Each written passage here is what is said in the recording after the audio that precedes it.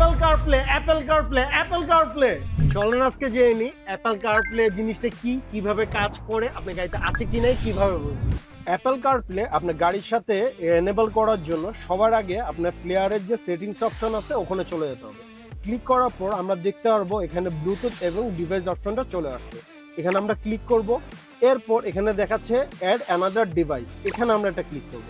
Click করার পর আপনার যে iOS ডিভাইস আছে ওখানে চলে যাবেন এবং আপনার ব্লুটুথ অপশনটা অন করে নেবেন। অন করার পর দেখতে পারবেন এখানে একটা কার মাল্টিমিডিয়া অপশনটা শো করতেছে, এখানে আমরা একটা ক্লিক করব। ক্লিক করার পর দেখবেন ওরা এটার সাথে প্লেয়ারের সাথে আপনার সেটটা পেয়ার হতে চাচ্ছে। পেয়ারের জন্য আমরা পেয়ার অপশনটা ক্লিক করব এবং এখানে ওকে দিয়ে দেব, প্লাস এখানে আমরা অ্যালাউ অপশনটা দিয়ে দেবো যেন সিঙ্ক করতে পারে। এখন আমরা দেখতে পাচ্ছি জাপানিজ প্লেয়ার আমাদেরকে আস্ক করছে যে আমরা কি অ্যাপল কারপ্লেটা এনেবল করব কিনা। যেহেতু আমরা এনেবল করব আমরা এখানে কন্টিনিউ চাপ দেবো, প্লাস এখানে আমরা ইয়েস দেবো আর এখানে কন্টিনিউ দিয়ে দেবো।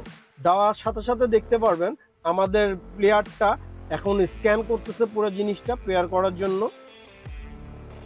এখন দেখেন সরাসরি আমাদের অ্যাপল কারপ্লে অন হয়ে গেছে। এখান থেকে আমরা যদি চাই আমরা গান শুনতে পারবো, প্লাস যদি মনে হয় আমাদের গুগল ম্যাপটা চেক করা দরকার আমরা গুগল ম্যাপে ক্লিক করলে দেখবেন এখন কিন্তু আমাদের লাইভ লোকেশনটা এখানে শো করতেছে।